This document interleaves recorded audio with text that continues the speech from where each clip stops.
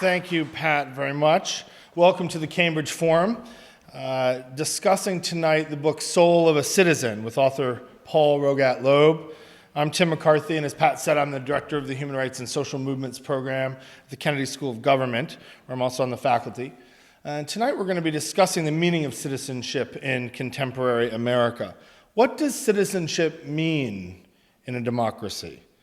We're familiar with the political responsibilities of citizens, voting and paying taxes, registering for military service, perhaps even running for political office. But in his classic exploration of citizen engagement, Soul of a Citizen, Paul Loeb argues that citizenship is more than these political engagements. Citizenship encompasses moral and creative and emotional dimensions that are especially important in challenging times like these. How can a citizen engagement make a difference in an age of cynicism, of uncertainty, or demoralization? What role do American citizens, like so many of us, play in renewing our democracy? Paul Loeb is the author of 5 books on political and social engagement, including The Impossible Will Take a Little While, which was named the #3 political book in 2004 by the History Channel, as well as the book we'll be discussing tonight, Soul of a Citizen, Living with Conviction in Challenging Times, which serves as the basis for our discussion tonight. His articles have appeared in a wide variety of publications, including the New York Times and the Washington Post, the New Reader, and the Chronicle of Higher Education. He has been interviewed by national and international radio and television outlets, and he blogs regularly for the Huffington Post. Paul also lectures regularly on college campuses, and in 2008 directed a 15-state project on the election that engaged students on hundreds of campuses. The nature of that engagement forms the core of his exploration of citizenship. And for more information about Paul and his work, you might visit soulofacitizen.org. And with that, it is my great pleasure to welcome to the Cambridge Forum, Paul Loeb. Paul?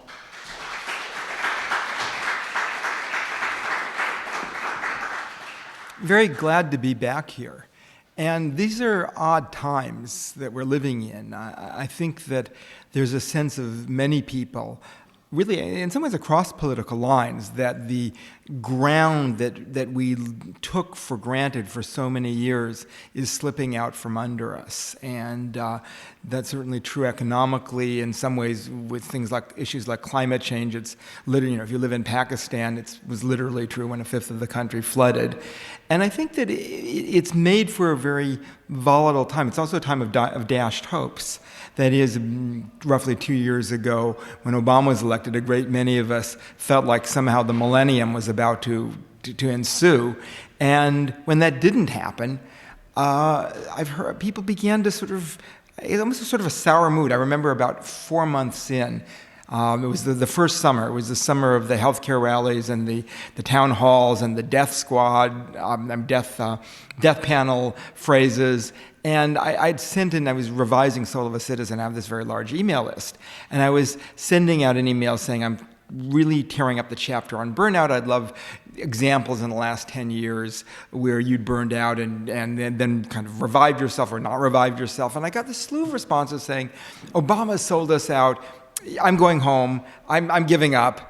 And I'm thinking, this is 4 months in. What an odd way to render a verdict on a presidency, much less rendering a verdict on yourself and your ability to influence that president.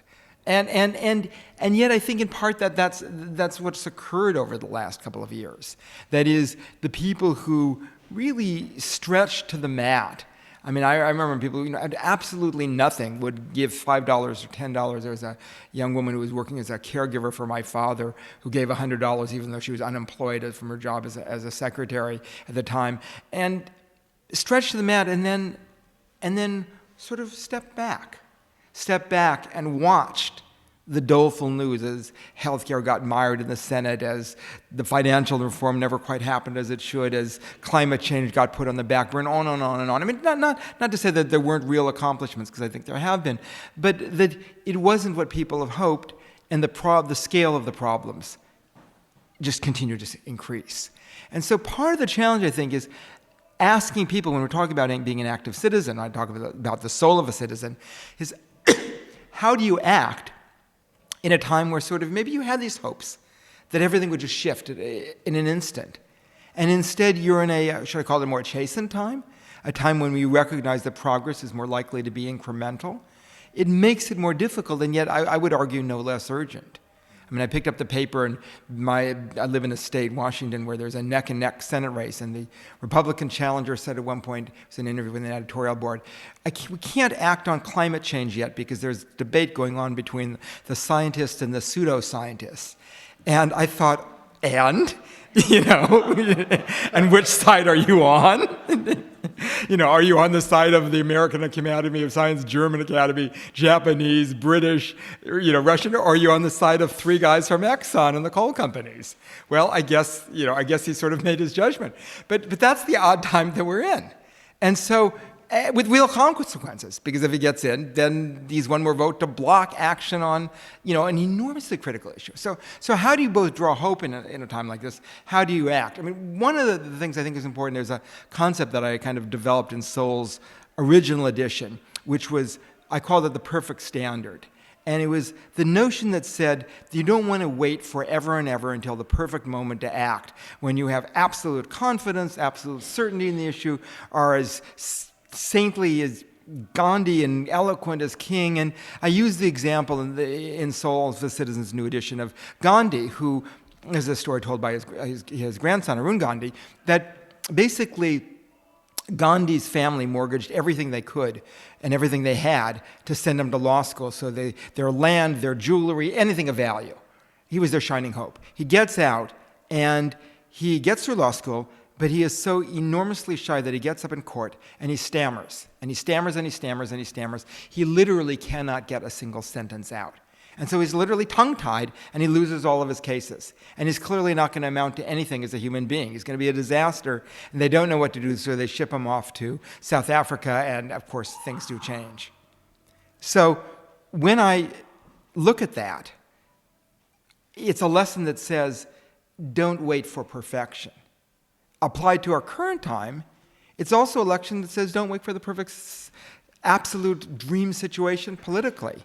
If you have misgivings, if you have your doubts, well, things didn't quite go the way I wanted to, you act nonetheless. You act despite them.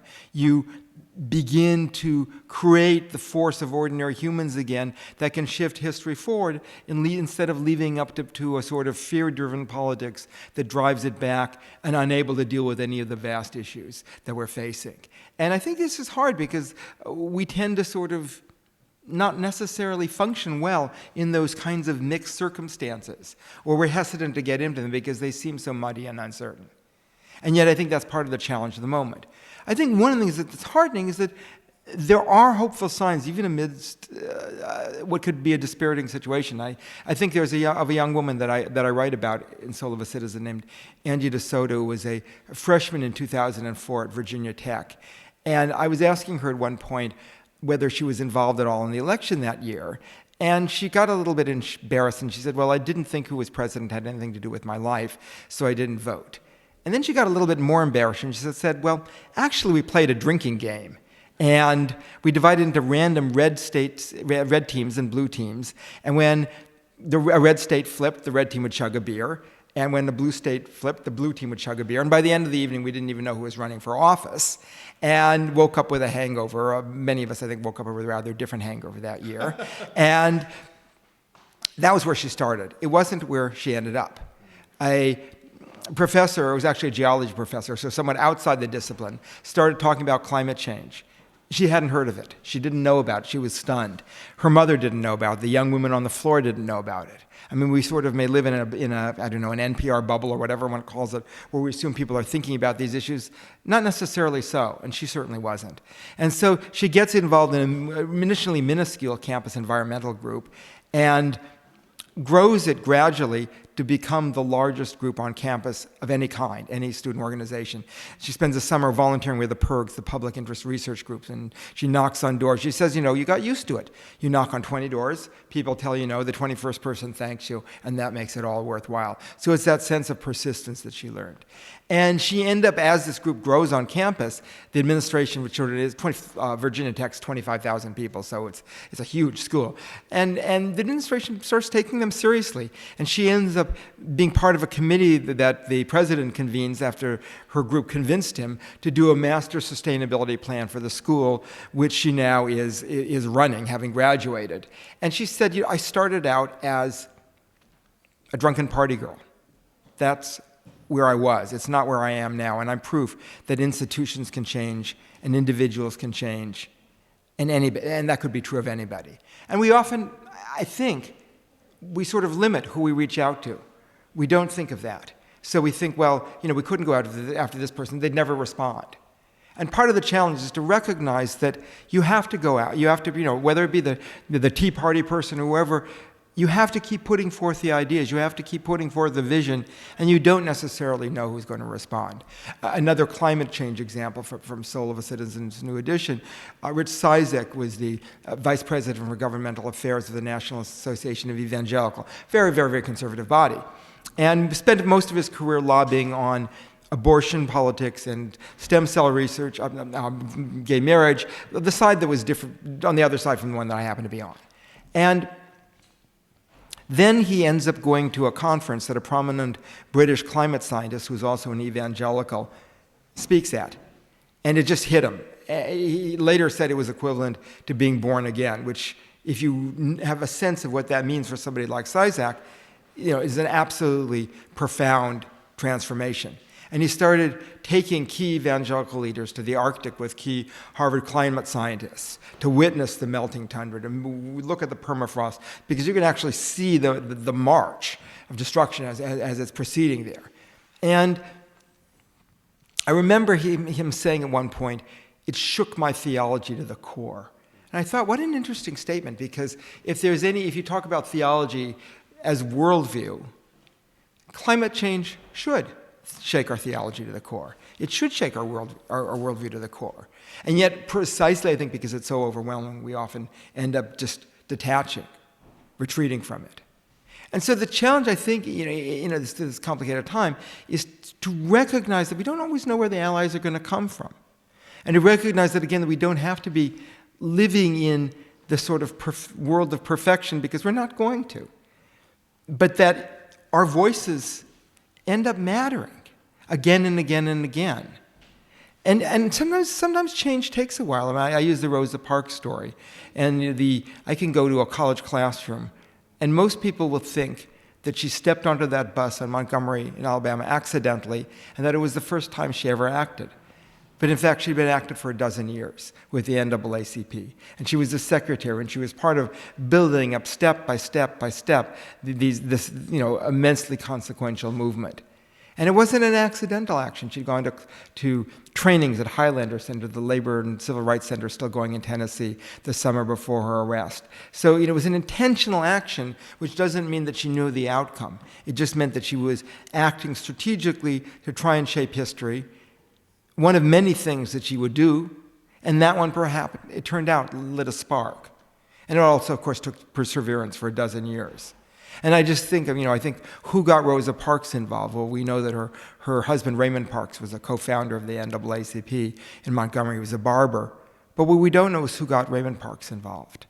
And imagine if you were the person who ends up getting Raymond Parks, who ends up getting Rosa Parks, and down the line comes this incident that everybody recognizes as being part of global history. And maybe we're in that time now.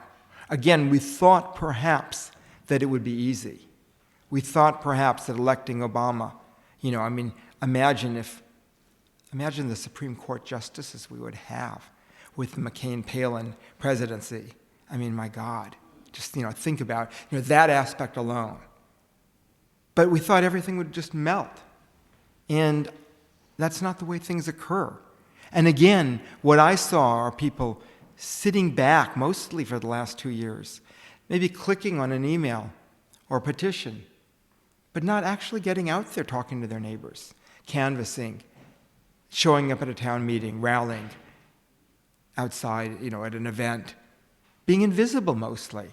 It's not that those kinds of activism are relevant. I click on an email every day or a petition, whatever it happens to be, but they're not sufficient. So we don't really know exactly what would have occurred had we, from the beginning, pushed and pushed for stronger visions. We just don't know that.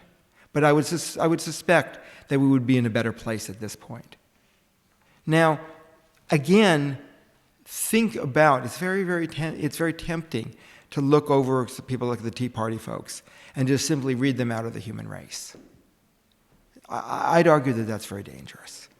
You want to be able to reach out wherever you can. I'll give you an example, which is there was a series of retreats around that trying to bring people together across political lines. And among the groups that participated was MoveOn.org, the liberal progressive group, and the Christian Coalition, which is a very conservative group. And the the founder of MoveOn and the head and communications director of Christian Coalition became friends. They were both moms. They just sort of bonded over their families.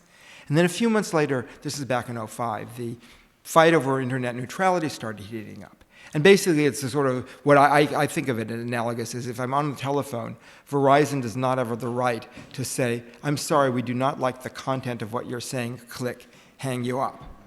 But they do, that is what they're advocating for the internet.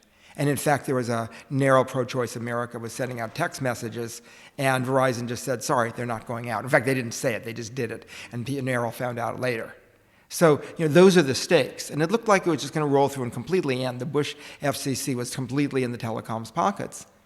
And then what happened was, Joan Blades, the co-founder of MoveOn, called Michelle Combs, the communications director of Christian Coalition, and said, look, I know we're not on the same side on any issue, but this affects any group that's trying to participate. This is how we communicate. Supposing we both took a stand. And Michelle said, great idea. And they ended up getting 1 million names on petitions that they took to Washington, D.C. in a press conference.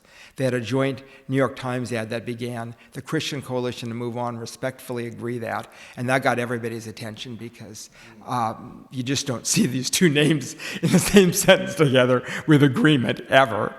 And they stopped it. I mean, it's still being fought out, but it's being fought out on far more favorable turf. And it turned it. And then incidentally, the Christian Coalition woman ended up meeting Al Gore at one of the same retreats. She was a former head of the Young Republicans in South Carolina, very conservative woman, and she was impressed by Gore. And she took his climate change training. And so now Christian Coalition lobbies on climate change together with the National Wildlife Federation. And she says, they cannot call us they cannot call us liberals because we are not. And so I look at that and I think, okay, sometimes there's strands of unexpected hope, and this is one of the themes of Soul of a Citizen, that you have to create those. And I think often about, again, in the situation we have with the current presidency, about the relationship of the civil rights movement to Presidents Kennedy and Johnson. And in retrospect, we may sort of paint a very glossy picture and sort of, oh, well, of course they were all for it all along. But in fact, if you remember, their relationship was very, very arm's length because they felt like those movements had the potential to completely shatter the Democratic coalition in the part of its base that was in the South. And so they were very wary, and they were trying to put the brakes on. Again and again, there was a very famous convention in Atlantic City where Johnson was literally twisting the arms of Martin Luther King and Walter Reuther of the United Auto Workers to not seat an integrated delegation from Mississippi. And yet people pushed and pushed and pushed, and then Johnson indeed put all his political skill and capital into signing the Civil Rights and passing in Civil Rights and Voting Rights Act, and we're the better for it. Even as he said, the Democrats will lose the South for a generation or more, and it turned out to be 2 and counting. So what I would like us to think of ourselves is think of ourselves as living in a contingent world, where our actions, there's not a guarantee, but where our actions indeed can matter, and can matter in unexpected ways. And I think there aren't any guarantees. Maybe we were naive in thinking that there were at some point. But I don't think there ever were in any context, at any point in human history. And so the challenge now for all of us is to be able to act in a time where the stakes are as great as ever. Talk about climate change or how to actually create a sustainable economy. Enormous stakes, where there's a huge amount of fear because people, again, feel the ground slipping out from under them. And then to be able to act as honestly as we can and to speak to that. And when we do, I think we actually begin to feel the power that we have and joining together with others. Thanks.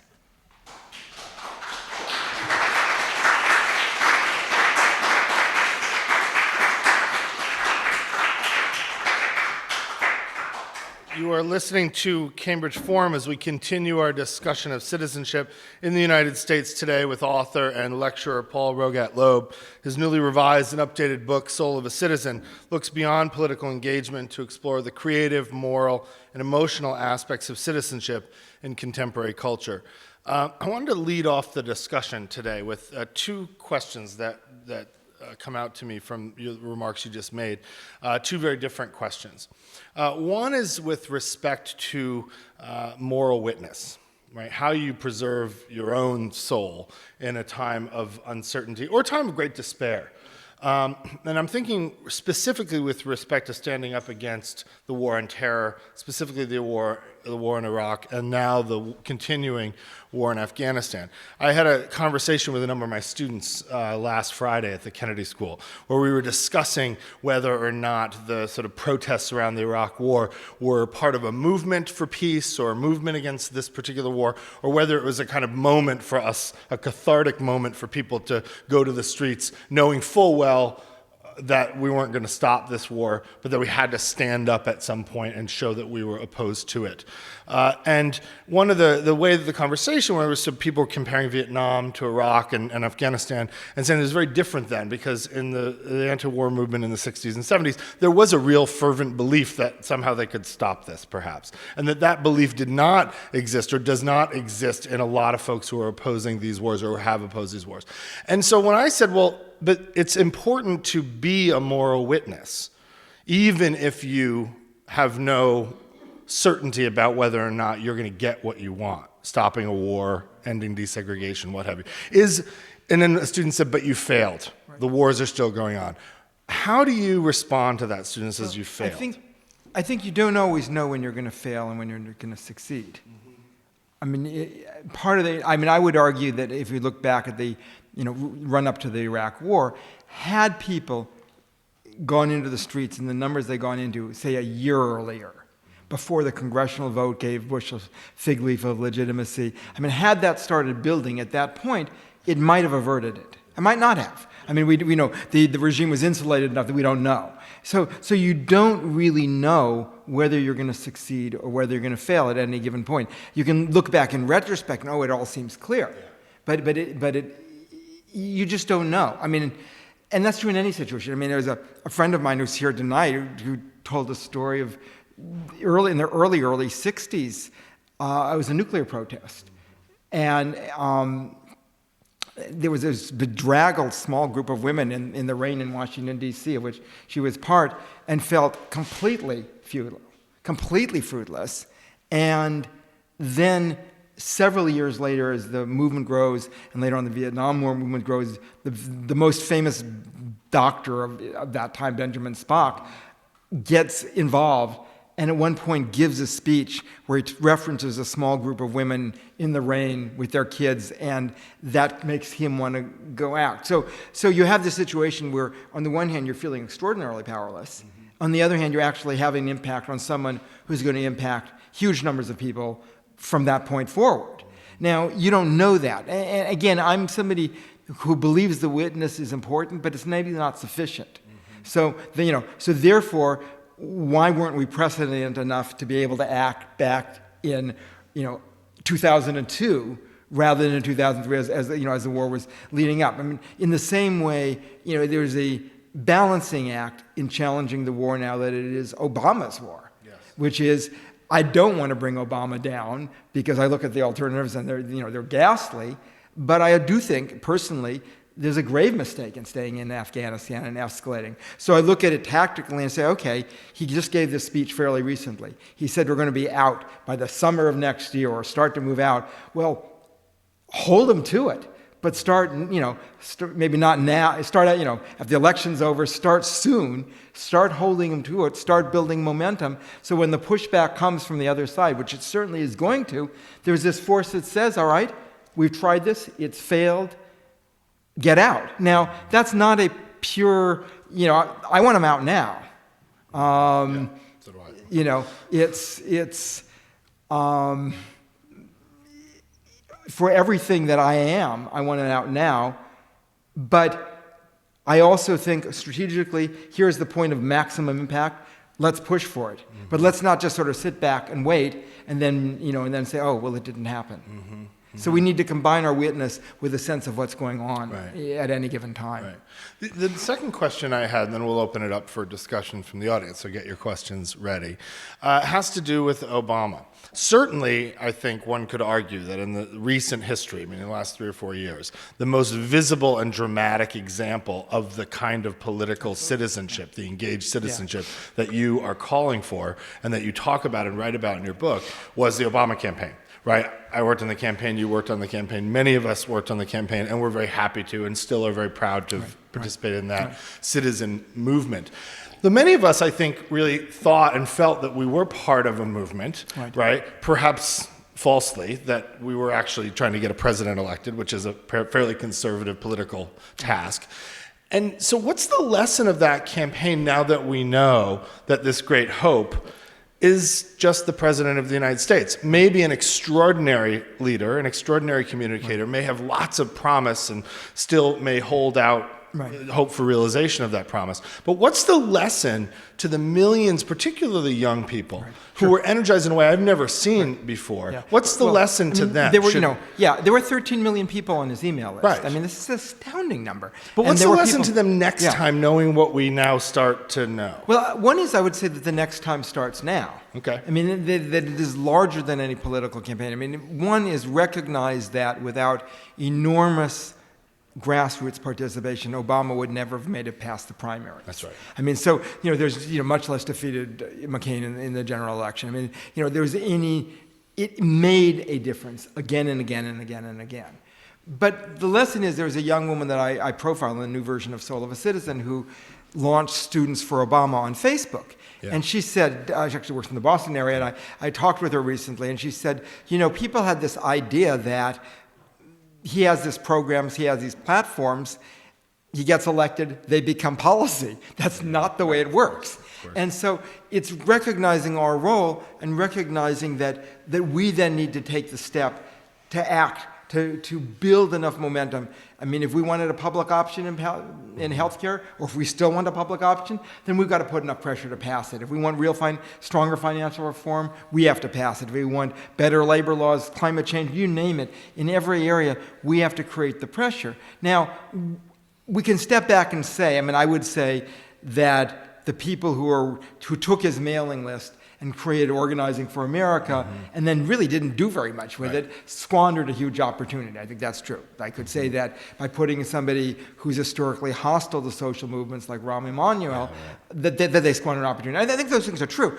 Nonetheless, none of that wasn't in our control. What's in our control is our ability to act. And that's what we squandered over the first 2 years. Most of us, is we squandered our ability to act because we were sitting watching instead of acting. And again, I go back, it doesn't matter if we're looking at Kennedy Johnson or Roosevelt and the New Deal, every moment of significant social change. Yes, there's often been a leader in the White House who's been able to rise to the occasion, but there's also been a powerful grassroots movement, and we just haven't seen that. And that's true of the left and the right, right? Reagan and Bush both had the evangelical Christian movement. Yes, absolutely. Right? Absolutely. So we have to take that responsibility seriously. And, I would argue, we have this critical elections, like, okay, we may not like every candidate, we work for the ones that we do, or we just say, look, here are the differences, and when we're talking with people, we're honest. We say, I've got some mixed feelings. Nonetheless, between somebody who believes in climate change and somebody who would rather side with Exxon, or somebody who, a party that says, oh, those poor folks at BP, the big bad government was beating up on them. After the people from the Bush administration who stayed over in the minerals and whatever is mining and minerals, or whatever the body is that made the law that granted the waivers to BP to drill in the first place. You look case by case, and there are some significant differences. It's our job to talk about those differences, even if we're disappointed, even if we want things to push further. And then, when election day is done, we continue on, and we begin to build the movements that we didn't build the first 2 years of Obama. You're listening to Paul Loeb on Cambridge Forum discussing his book, Soul of a Citizen. And now it's time to take some questions from the audience. So I'll invite those of you who have questions to come forward and speak at the microphone. Raise your question. I'm Rachel Wiederhave. I work in public media. And public media is really good at trying to get both sides of the argument. What I feel like it happens in the mass media, the 24-hour news cycle, is that it creates this atmosphere where people are disinclined to speak to one another, and they isolate themselves, both on the left and the right, from anyone who disagrees with them. So you don't end up with situations where the woman from the Christian Coalition and the woman from MoveOn.org are speaking together and finding a common bond. Can you speak to that problem a little bit more in depth? I think it's a serious problem. I mean, in fact, those meetings were convened in part by a former Republican congressional candidate and Christian Coalition activist from Georgia who got disillusioned with exactly that kind of polarization and thought maybe I can try and bring some folks together. And they're calling the transpartisan something or other. And they're actually trying to convene similar conversations all over the country at a more grassroots level. I think it's important because we may find out that we have more in common with people than we think. We're not going to find that out if we don't talk with them. And there's a way that it's extremely easy to live within a sort of bubble of people who agree with you. One of the virtues of campaigning and canvassing for a campaign is you get beyond that. You end up having conversations. I mean, every election season I'm out there, and I always have some unexpected conversation where it's somebody who I would just have written off in some level and dismissed, and then you actually talk about things with them. That doesn't just have to happen during campaigns. But I think it really is critical. And the kind of rabid baiting of opposition, I think primarily characterized on the political right, but the political left isn't immune to it either. I think it's very destructive. And it leads to people writing off potential allies. And even if you have to confront people, there's a story I tell in Soul of a Citizen of, there was a Rainforest Action Network was doing this major campaign against Mitsubishi, who was clear-cutting large amounts of Amazon rainforests. And it was a pretty nasty, it got rough. It was a nasty, hard-hitting campaign. And you had boycotts of cars and Super Bowl flyovers with planes and huge ads. And people were playing hardball because when you go up against a multinational corporation of that size, you have to. And Rainforest Action Network won. And about a year later, the head of Randy Hayes, the head of Rainforest Action Network, was at a retreat on sort of corporations and sustainability in Santa Barbara. And so was a senior executive from Mitsubishi America. And they were avoiding each other. And you sort of around the coffee table, you could just see Randy's friend said it was like two negatively repelled magnets. And after one of the days, Randy and his friend, the writer John Perkins, went up. There was a hot tub overlooking the Pacific. And they went up with a six-pack of beer to the hot tub. And they get up there, and who's in it but the Mitsubishi executive? And it's like, oh, what are you going to do? And there was this very awkward kind of moment. And, well, they've gone up this way up the hill. They take their clothes off and get in the hot tub kind of as far away from the guy as possible. And there's this very awkward pause. And then the guy says, Randy, I want to thank you. And he says, I know you think we're all the devil, but I'm a father. I've got a kid. I want my kid to see the rainforest. And a lot of us knew that what we were doing is wrong. We just didn't have the moral courage to push it. We didn't think that if we did, it would make any difference. And your outside pressure allowed us to. And I want to thank you. And he raised his beer to him. And that's a wonderful moment. And I think that that's only possible when we reach out.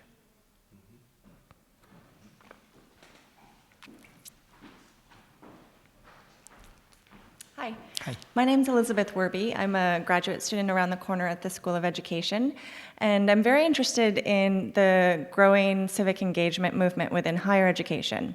I know you'll be speaking over at Brandeis tomorrow to some students, and you touched on earlier the student who was originally a party girl and then converted. But I'm interested especially in the students who already are motivated to make a difference, somehow using their talents to help the world make it a better place.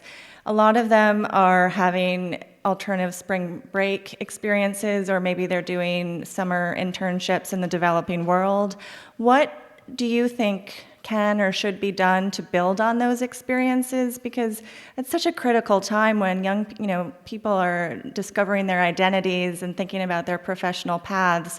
How that kind of those experiences can be wed and integrated to curricular experiences in higher education. I work a lot in higher ed around those kinds of issues. And I think that the challenge is there's been a shift over, I'm going to say 20 years, maybe 25 years, to get students out from the academy into the community. And that's very good. And so at almost every school, you have just a wealth of programs where students are, they're in senior centers, they're big brother, big sister, they're fixing up houses with Habitat, they're just involved in all sorts of things. The challenge is to get them beyond that. There was I quote in Soul of a Citizen, a Stanford student who said, very well-meaningly, "I've learned so much volunteering at this homeless shelter. I hope that my grandchildren will have the opportunity to volunteer at the same homeless shelter that I have." And his friend sort of said, well, that's not really why we're doing this. And that's the crux of it. I mean, particularly in a context of dashed hopes, particularly because what the students were doing 2 years ago was they were going beyond volunteering at the homeless shelter to saying, look, if we get ourselves involved in these campaigns, maybe we can really actually make a dent in this issue and every other issue.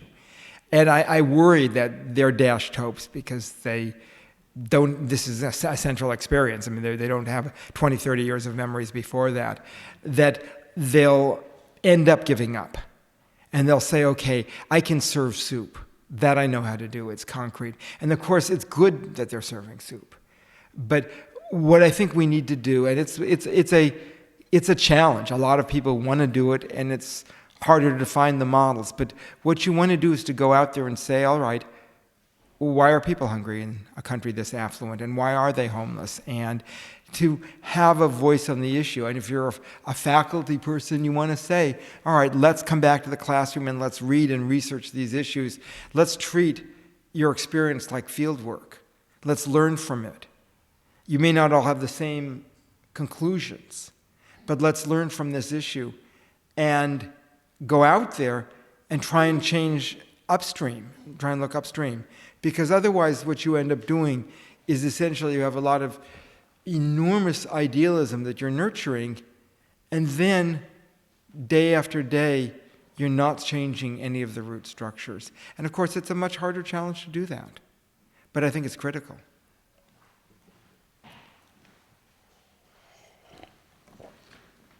I'd like to ask you to follow up on that very point because these are challenging times economically.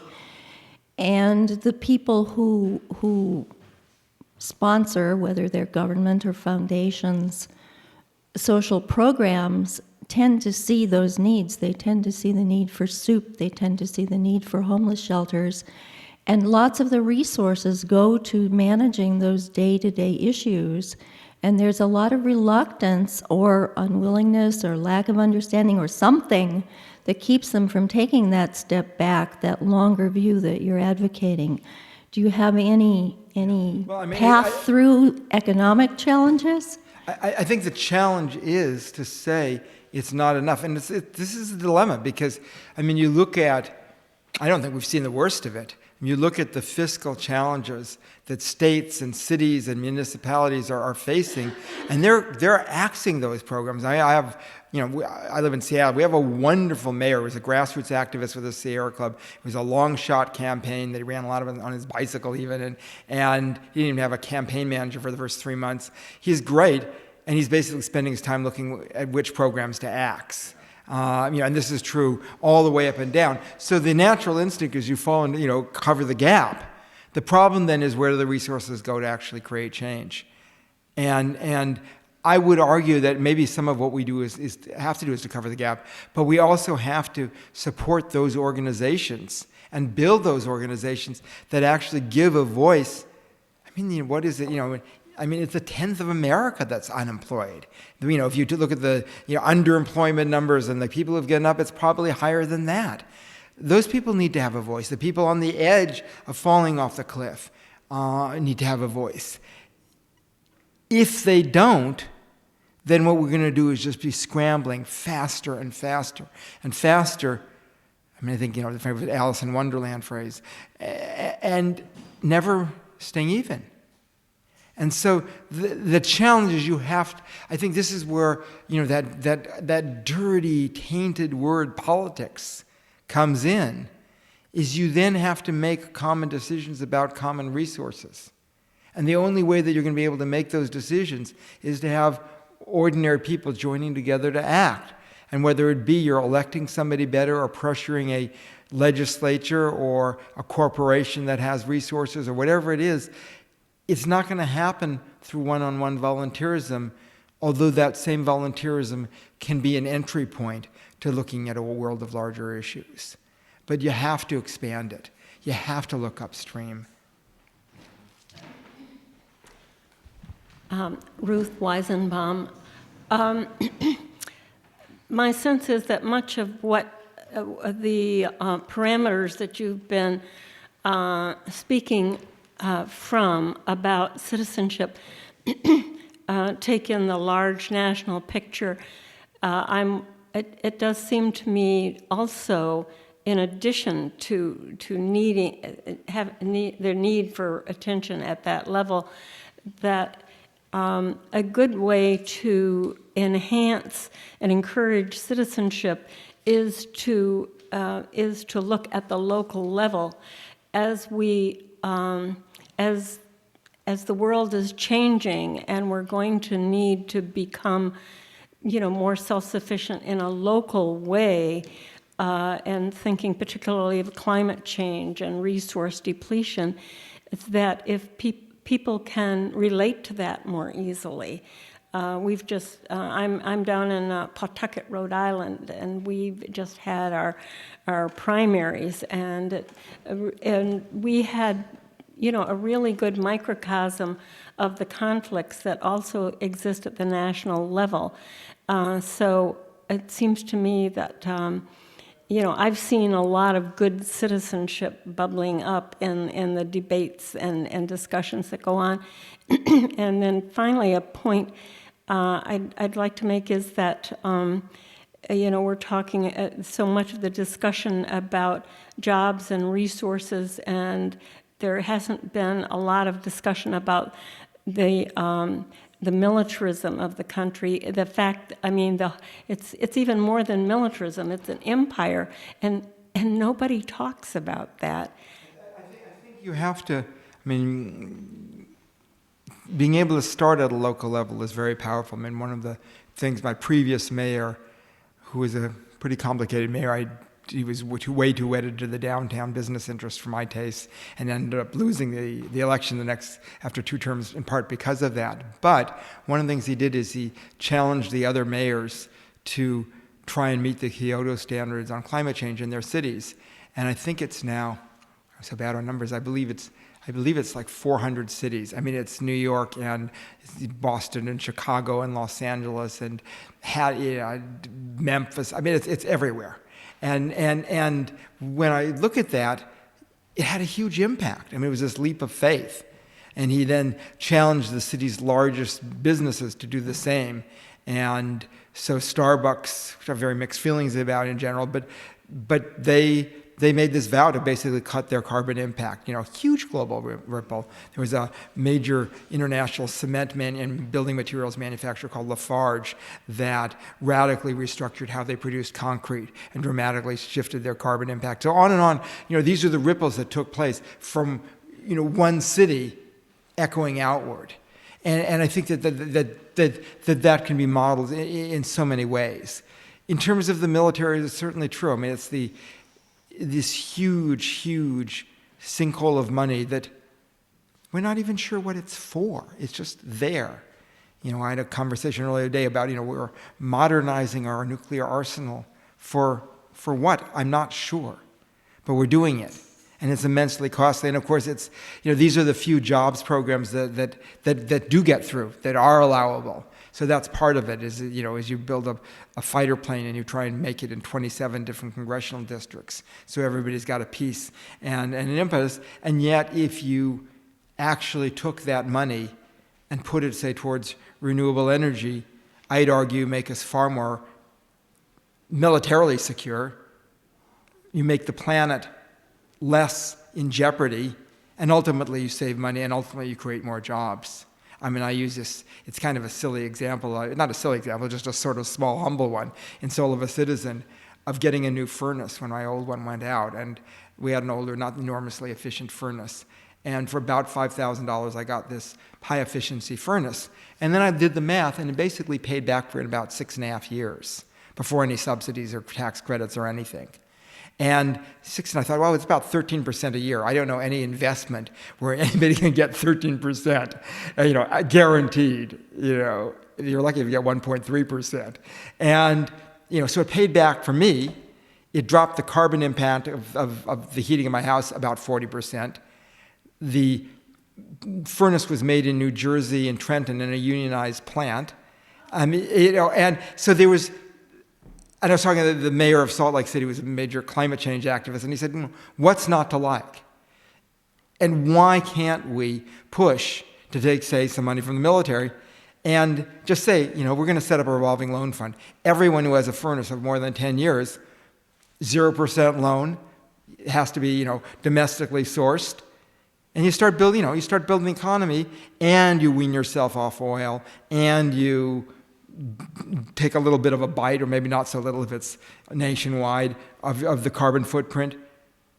And those are the kind, it's not there's a single solution, but I think we have to look and see where our money goes. Right now it does go to the military, and that has to be a discussion. And we have to initiate it, because most of our political leaders are too afraid to do that.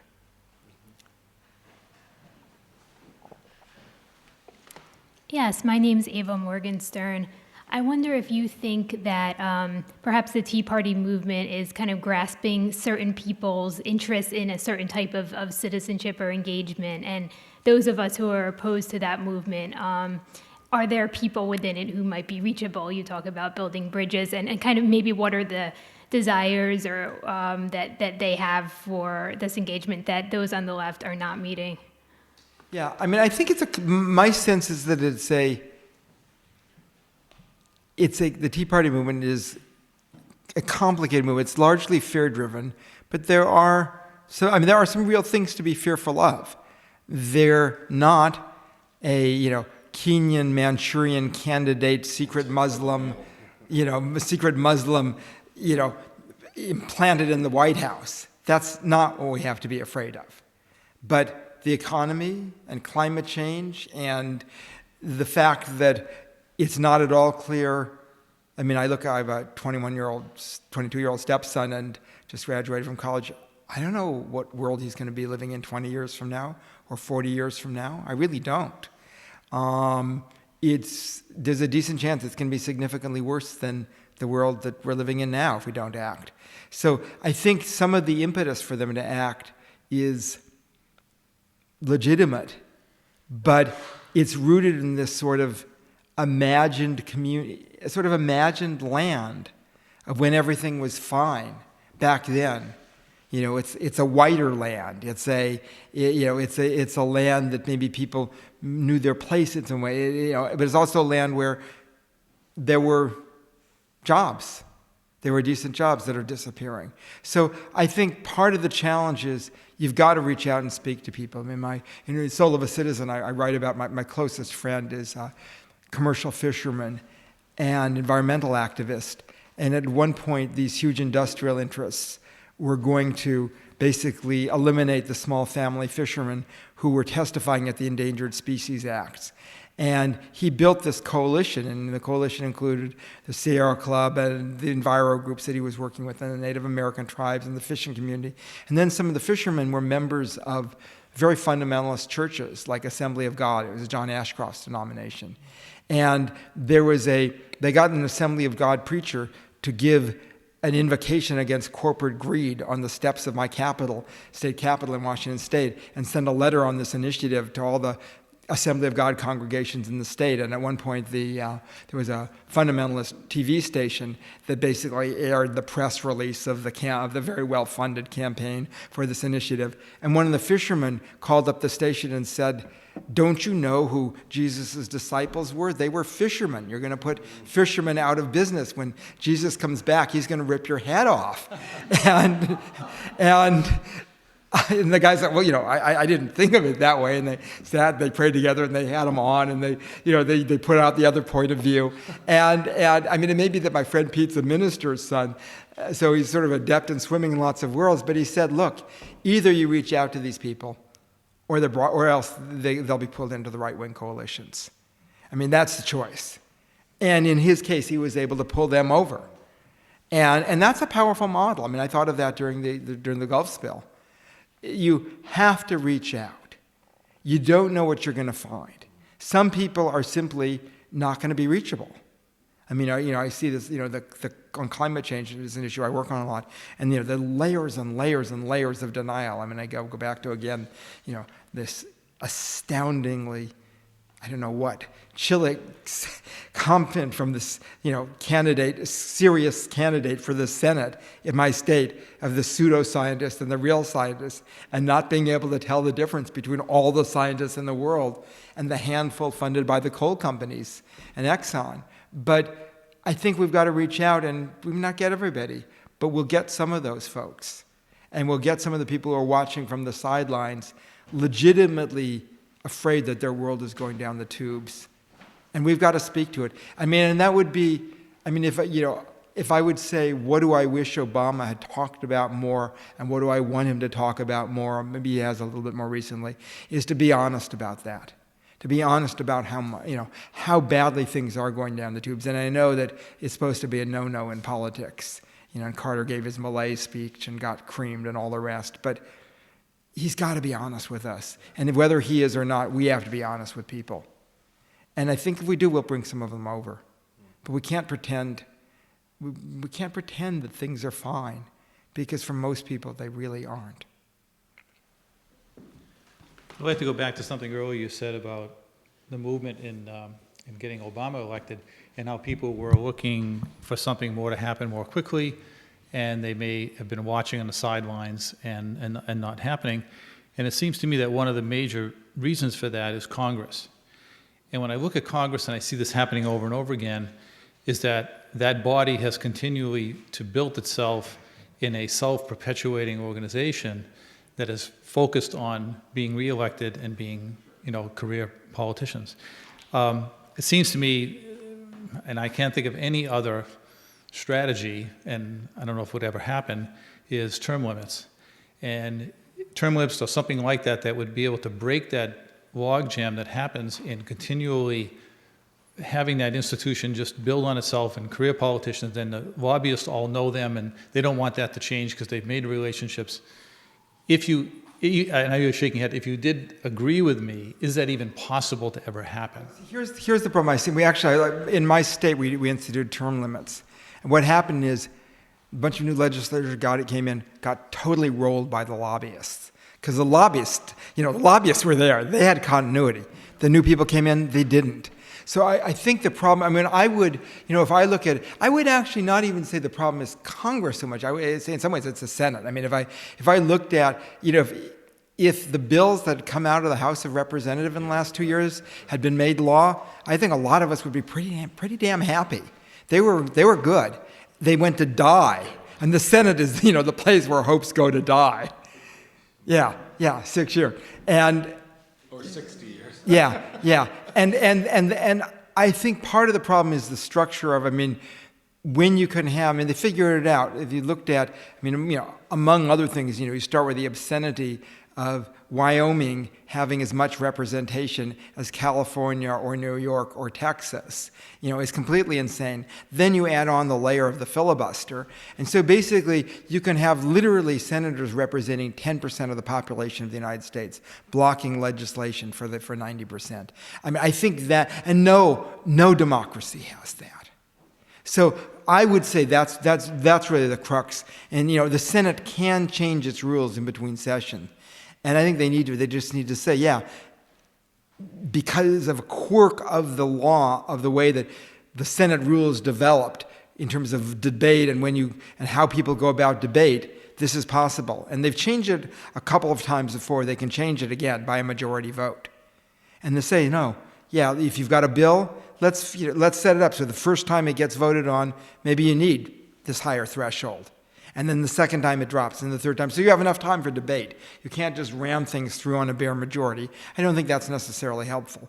But when it comes down to it, if a majority, if the people, again, I'm not sure how you solve the California-Wyoming problem besides just, you'd need a constitutional amendment to basically resolve it. And for real democracy, we should have that. But at least get rid of that filibuster. It's, that because the problem with the term limits is everything else. The other aspect is campaign finance reform. And the Supreme Court, of course, dealt it a devastating blow, but it didn't completely close the window on, two things. One is the need to disclose it, which is one Republican vote away. They need one Republican to vote and simply say, okay, if Exxon dumps a huge amount of money and they do it through a front group like the U.S. Chamber of Commerce, then the top 5 people who fund that ad have to have their names up there. Pretty simple and pretty shameful that you can't get a single Republican vote on it. In another time you certainly could have. The other half is the campaign model in Maine, Vermont, and Arizona, where for enough $5 contributions, you can actually get matching funds to run a competitive campaign. And that equalizes things. And there's a story, it was the ranking minority leader in Maine, it was a Republican. A lobbyist came up to him and said, did you run on the clean elections line? The guy said, I did. And the lobbyist walked away. So essentially what it does is it doesn't necessarily, the $5 contributions can come from fundamentalist churches, they can come from Tea Party folks, they can come from citizens who may be on the political right or political left or wherever. But they're coming from ordinary citizens. They're not Exxon buying an election. So to me, that's the route that we need to, to keep pressing on, and it's a long haul fight. Hi, my name's Paul Johnson. I'm from Gloucester. I'm in the energy efficiency improvements business, and I'm also a community activist over the years. I have a number of sort of related questions. I kind of wanted a definition of citizenship from you, because I have this debate with my wife on whether or not if she goes and she contributes to MoveOn.org every 2 weeks, if she's a citizen, or if I get out there and I canvass, am I more of a citizen? So that's my first question. But so whatever the definition, whatever the definition is of citizen, this is the rest of my questions. Are we more or less inclined to be citizens today? Are we on a negative trend or a positive trend? I'm from the 70s, and I look around, I look at what happened in the economy, and I'm amazed that we haven't marched, there wasn't this huge march on Wall Street, and it's amazing how complacent we are. So I would suggest that citizenship is really down, okay? Now, but maybe it's better in other countries. You've been traveling around. I read the back of your book, which I, by the way, bought, and I'd like you to autograph it for me. But, so I read that you've been all over the place. So what do you think about citizens in these other countries? Are they more citizen-like than us? And if they are, or if they aren't, what is it? Is there any consistency in people that makes them more or less inclined to be citizens? Or are there conditions? Are they more religious? Are they better educated? Do they watch more TV?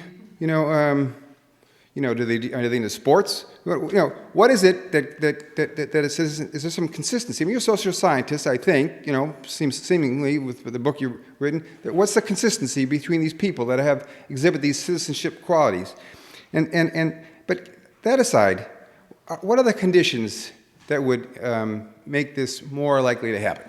Yeah. Would it be a bigger economic crisis, or would it be? I read it also in your book. It says we don't have the luxury. Some people think we don't have the luxury to be citizens anymore. You know, so what is it that we need to do? And maybe let's say pretend you got a grant for like $500,000. You got one of those MacArthur grants. What do they get for $50,000 now? So you win one of those MacArthur grants, and you get the $50,000. But they say, you know, you got to give us a prescription to create citizens. So what would you do with that? I think it's, boy, a lot of questions. I would say that when you raise the question, you know, your wife writing the check every month or the credit card donation to MoveOn, you know, versus canvassing, I'd say it's both. It's both in the sense of I've worked with grassroots organizations, and they, you know, if you give the money and they can hire that staff person, and that staff person can enlist a bunch of volunteers, that can create, you know, active citizens. Or if you go knock on the door, that can create active citizens. I mean, I joked and I said I do both. I do. I mean, I have, you know, these organizations that I check off monthly, and I do my little bit, my 25 or 50 or whatever, to help support them. And I'm out there knocking on the doors or making the phone calls at least, because if I'm not going to do it, who is? You know, and how can I ask other people to do it if I'm not doing it myself? So I think that you have to be able to engage other citizens directly, but at the same time, I don't scorn that activity of making it possible to have a staff person or keep an office open or hire some more canvassers or anything like that.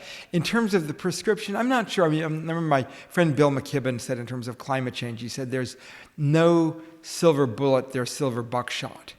And what he meant is that there's multiple parallel solutions, as opposed to a sort of single solution. And, you know, it's hard to know in terms of other countries. I mean, I remember sitting with Denmark had this amazing pioneering alternative energy program where basically it was during the oil crisis of the 70s. Denmark has at that point, that was before the North Sea fields were discovered, they had no internal energy sources whatsoever. They were too flat for hydro, they had no coal, and they had no oil, and they had no gas. So they were creamed. And what they did is they imposed really, really high taxes on energy, and they rolled it over into energy efficiency. That is, they gave out mini grants in every municipality, and they basically agreed to buy renewable energy. And that launched the Danish wind industry.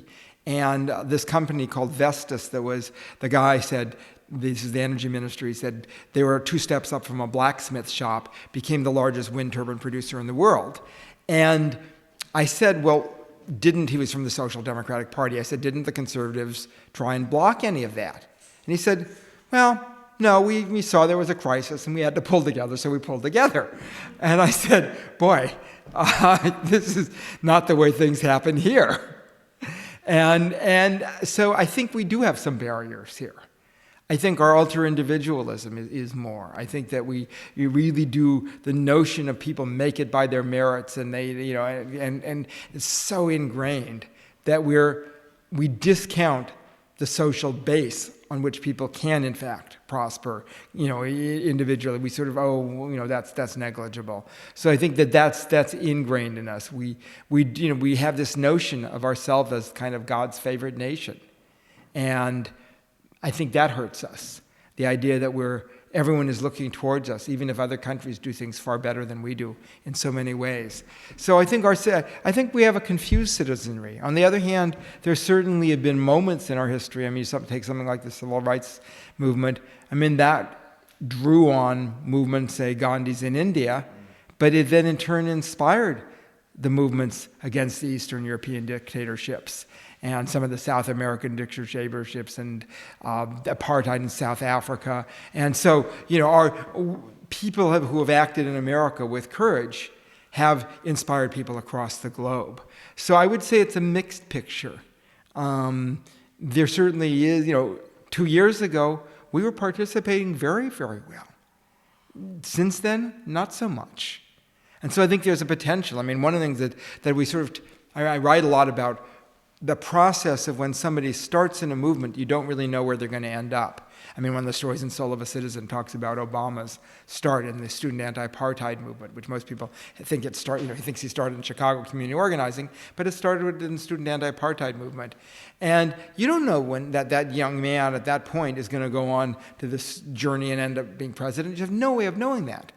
Similarly, we have no way of knowing where the people who came in 2008, say, in the Obama campaign, where they're going to go, except that if we engage them, there's this huge potential for their lifetimes, particularly the younger folks. If they aren't engaged, if this ends up being a negative lesson, a cautionary lesson, I tried, I'm not going to get fooled again, well, then it's a tragedy not only in terms of the potential impact they could have now, but the potential impact as citizens throughout their lives. And so I think, for that reason alone, it impels us to try and get those folks re-engaged.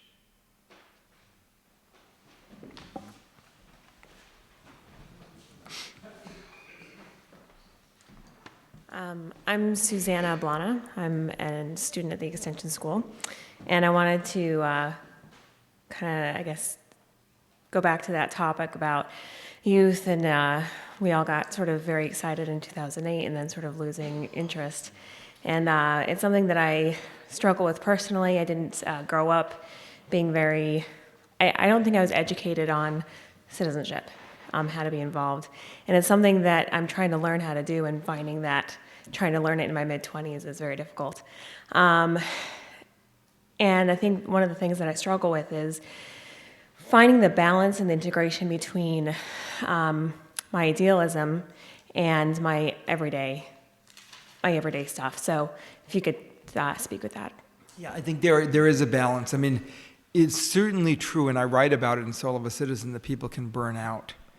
And they can burn out in two ways. One is the dashed hopes burnout, the sense of betrayal or letdown, but the other is just the psychological exhaustion. You drive yourself, and you give yourself no respite. I mean, I use this example from, early 70s when I was editing this small political magazine, and I was living on $60 a week, and I did not give myself a respite, and finally I burned out, and the magazine folded. And had I actually sort of treated myself a little, and say we published 1 or 2 fewer issues a year, maybe the magazine would still be going. I would have been able to hand it over to somebody else.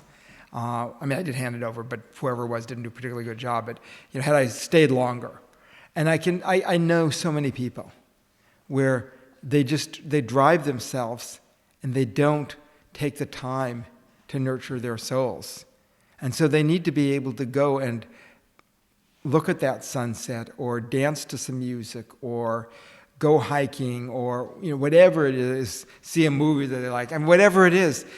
Do something that gives back to them. If you're the image of grinding yourself against one of those, those grinder wheels, it doesn't work. You've got to be able to step back and then get back into the fray. And the respite can be a weekend, or a week, or a month. But if the respite turns out to be 3 years, that's a problem. Because if it's 3 years, you're probably not going to come back. And so I think for all of us, the challenge is to be able to there are always too many things to do. There are always too few people to do them. So the question is, given that, do we try and fill every breach, or do we just say, all right, I'm doing what I can? And near the end of Soul of a Citizen, I interviewed this friend of mine who was this wonderful activist who died at 102 years old, literally was active for 91 years, from her first, when she was 11, wanting to play basketball and demanding that they give the girls the equipment, and their principal saying, oh, girls can't play basketball, everybody knows that. And at 98 years old, she's out there and she's organizing conferences and this and that, but she's also taking time for herself. So she says, you go hiking, you go kayaking. She gets a mischievous smile. She says, then you come back ready to take on Exxon. We've got to have that spirit. We've got to have the sense of humor. I mean, she was down in Central America during the Central America wars of the Reagan and Bush senior years, and a congressman says to her very condescendingly, sort of short, white-haired woman, "Oh, you're a bird watcher," because she works with Audubon Society. And she says, "Oh, yes, there's lots of birds in Washington, D.C. that need watching these days." Yeah, that sense of humor, that's so critical. It's the same thing as seeing Desmond Tutu. And if you ever have the chance to, he'll always crack a joke. I mean, the one that I remember he was saying is, who would think the world would learn anything from South Africa? We're not the brightest country. Our scientists said that they would build a rocket to the sun, and when people pointed up that it would burn up, they said, no, we'll launch it at night. It will be fine. So I'm sitting there laughing, and then I'm thinking, well, why isn't he telling another story of the freedom struggle and Mandela and Joe Slava and on and on and on? Well, because this is as important as anything. That reminder to keep laughing in the middle of it. We're singing for the very first time, and some music, he's not feeling well that day, but when some music starts playing, he gets up and dances along with everyone else, just puts his heart into it. And he's enjoying being on this earth, and I think that if we don't enjoy being here on this earth, we're not going to be very good activists. We are going to burn out. So somehow we have to be able to take delight from the world as it is, as we're trying to create the world as it should be. And that's the challenge, and it's a challenge we have to impart to others.